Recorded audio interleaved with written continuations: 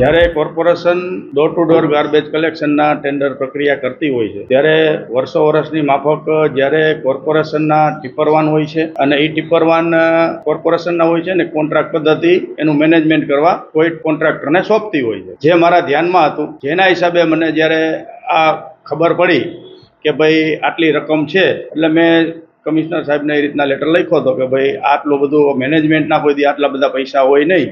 આપણા વાહનો છે, આપણી બધી સાધન સામગ્રી છે, આપણા બધા ગ્રાઉન્ડ આપણે આપીએ છીએ, છતાં આજે આટલું મેનેજમેન્ટના ન હોય. પણ જ્યારે ટેન્ડર ખરા અર્થમાં જ્યારે બહાર પડી ગયું અને પછી મારા ધ્યાનમાં નહોતું એ ટેન્ડર, કે એમાં જે નવી સિસ્ટમ હતી જે ટેન્ડર પ્રક્રિયામાં સામેલ કરી હતી, મારા ધ્યાનમાં નહોતી.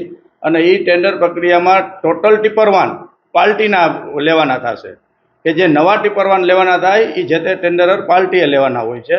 અને એમાં જે અમારે સેગ્રીગેશનનું જે એને નાખેલું છે જે સિસ્ટમ નવી, એમાં માની લો કે મટીરિયલ રિસાયકલિંગ ફેસિલિટી પ્લસ પીટીડી નાખેલું છે, પર ટન ડેનો જે અનુભવ હોય, આ રીતનું એને લોકોએ ટેન્ડરિંગ બહાર કર્યું હતું, જે મારા ધ્યાનમાં નહોતું. અને એનો ખર્ચો એનું માની લો કે પ્રી કોસ્ટિંગ ખૂબ ઊંચું આવે, કેમ કે એને કોન્ટ્રાક્ટરે ખુદે બધી સામગ્રી વસાવવાની છે અને એમાં મેન પાવર જે છે એ ટોટલ એને આપવાના છે અને એમાં ઘણી બધી સિસ્ટમ સામેલ કરેલી છે.